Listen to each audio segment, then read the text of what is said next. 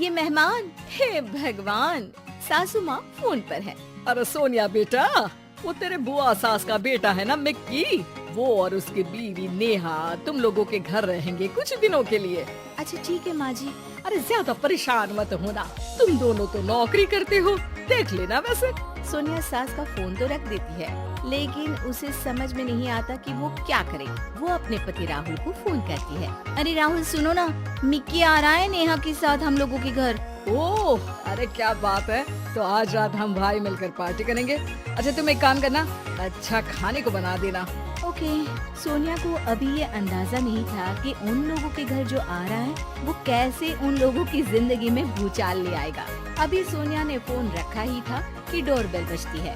सोनिया दरवाजा खोलती है कि सामने खड़े होते हैं नेहा और मिक्की। अरे भाभी भाभी, आप तो हो बिल्कुल मेरी माँ जैसी। नमस्ते भाभी, कैसी हैं? बिल्कुल ठीक हूँ मैं। आओ ना, कोई तकलीफ तो नहीं हुई यहाँ तक पहुँचने में? अरे नहीं भाभी, कैब कर ली थी ना। अच्छा वो जरा नीचे ना कैब वाला खड़ा है, 800 रुपये दे आइए ना प्लीज। नेहा चलो अंदर, कितनी थक गई हो तुम भी ना। सोनिया, जिसकी शादी मिक्की की शादी से सिर्फ 2 महीने पहले ही हुई थी, उन लोगों को देखकर हैरान सी रह जाती है। जी मिक्की भैया। वो कैब वाले को पैसे देकर आती है तो देखती है कि उसके कमरे में मिक्की और नेहा का सारा सामान बिखरा होता है। आइए, मैं आप लोगों को गेस्ट रूम दिखा देती हूँ। कैसी बात कर रही है भाभी, गेस्ट कौन है यहाँ? हम तो यहाँ किसी तरह मैनेज कर ही लेंगे इस कमरे में। जॉइंट बाथरूम और टीवी लगा है तो यही रूम हमारे लिए ठीक रहेगा।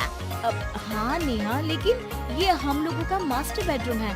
अरे भाभी कोई बात नहीं, यहाँ का गद्दा भी ना कंफर्टेबल है, एसी भी ठीक ही लग रहा है। देखिए ना, हम इसी रूम में रह लेंगे, आप फिक्र ना करो भाभी। सोनिया बेचारी कहती भी तो क्या, वो किचन में खाने की तैयारी के लिए चली जाती है। शाम को सोनिया का पति आता है। ओए होए भाई, क्या बात है, शादी के बाद तो तुम बिल्कुल चेंज लग रहे हो। मिक्की क्या बात है भाई, तेरे तो मजे है। कब तक है तू हमारे साथ? बस देख, सेटल होने आया हूँ। तू तो जानता है छोटे शहर में कितनी कमाई होती है। हाँ, यहाँ रह, आराम से काम ढूंढ। मैं तो कहता हूँ नेहा भी पढ़ी लिखी है, वो भी कुछ अच्छा कर सकती है। अब देखो सोनिया भी तो नौकरी करती है भाई, महानगर में तो गाड़ी तभी चलती है। मिक्की को भाई की बात जम जाती है। अगली सुबह, अरे मिक्की और नेहा कहाँ गए? कार लेकर गए हैं तुम्हारी, बोल रहे थे शाम तक लौटेंगे। हे भगवान, ये क्या मजाक है यार, कल बता देना चाहिए था उसको कि कार ले जानी है। मैं ऑफिस समय से पहले निकलता, अब ऑफिस कैसे जाऊंगा? मैं नहीं जानती, दिन का खाना ना बाहर खा लेना। मैंने ऑफिस में आज की लीव डाल दी है।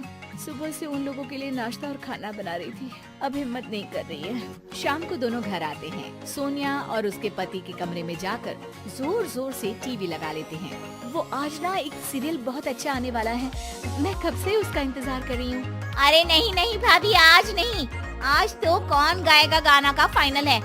आज तो मैं ही टीवी देखूंगी। सोनिया गेस्ट रूम में आ जाती है।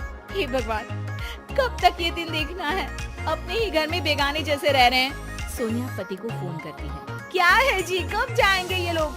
अरे क्यों, क्या हो गया? अरे यार, न कमरा अपना न कार, मैं तो तंग आ गई हूँ इन लोगों से। कोई बात नहीं, मैं बुआ से बात कर लेता हूँ कि इन लोगों को किराए में कहीं कोई अच्छी जगह दिला दे। अरे डोंट वरी डार्लिंग। रहने दो, अच्छा नहीं लगेगा, कुछ दिन बाद बात कर लेना। सोनिया पति से बात करके सो जाती है, लेकिन शाम को जब वो किचन में जाती है तो किचन की हालत देखकर दंग रह जाती है। इतनी गंदी फैली रसोई किसने की? मेरे तो बस का ही नहीं इसे साफ करना। लेकिन यहाँ आया कौन था? मैं आई थी भाभी, वो मिक्की को ना केक खाने का मन था तो वही बनाया था। केक इतना टेस्टी था, इतना टेस्टी, क्या बताऊँ आपको। पूरा केक मिक्की खा गए, किसी के लिए नहीं छोड़ा। मुझे तो बस ना छोटा सा टुकड़ा मिला, बुरा मत मानना हाँ प्लीज। अरे नहीं नहीं, बुरा क्या मानना, मुझे तो वैसे भी मीठा कम पसंद है। सोनिया किचन की हालत और नेहा की बेशर्मी भरी बातों को पी जाती है और सोचने लगती है कि ये लोग जाएंगे कब। भाभी, वो आपकी जो रेड वाली साड़ी है ना, वो प्लीज आज मुझे दे दीजिए। मैं और मिक्की शाम को मेरी चाची के घर जा रहे हैं तो देर रात तक आएंगे। तुम्हारी चाची यहीं रहती है तो कुछ दिनों के लिए उनके घर स्टे कर लो ना, उनको भी अच्छा लगेगा, वरना कहीं बुरा ना मान जाए। अरे नहीं नहीं भाभी, मैं ना वहाँ कंफर्टेबल नहीं हूँ। हाँ हाँ, मेरे रिश्तेदारों के साथ आप क्यों कंफर्टेबल फील करेंगे? ऐसी बात नहीं है नेहा, हम भाई एक दूसरे को बचपन से जानते हैं, हम एक दूसरे को समझते हैं। अरे तुम्हारी चाची के लिए जो कुछ तुम बताती हो उसे सुनने के बाद मैं कैसे उनके घर रुक सकता हूँ? नेहा थोड़ा अनकंफर्टेबल फील करते हुए कहती है, हाँ लेकिन सामने तो अच्छे हैं ना, हमें क्या करना भाभी कि वो पीछे क्या बोलते हैं। हाँ लेकिन मुझे फर्क पड़ता है, मैं भैया और भाभी के पास इसलिए हूँ क्योंकि मैं जानता हूँ कि भैया और भाभी मेरे पीछे मेरी बुराई कभी नहीं करेंगे। ये बोलकर दोनों वहाँ से निकल जाते हैं। सोनिया उन लोगों के जाने के बाद अपना कमरा साफ करती है। अपना जरूरी सामान तो गेस्ट रूम में ले जाऊं। उसे पति की पुरानी फाइल मिलती है। सोनिया उसे खोलकर देखती है।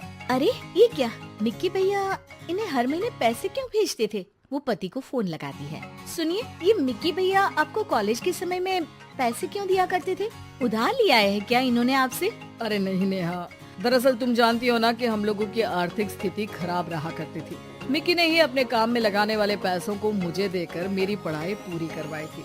मैं उन लोगों के घर ही रहा करता था, सारा दिन पढ़ता। मेरे खाने पीने से लेकर कपड़े तक का ख्याल बुआ और मिक्की रखा करते थे। मैंने न जाने उन लोगों के बारे में क्या क्या सोच लिया।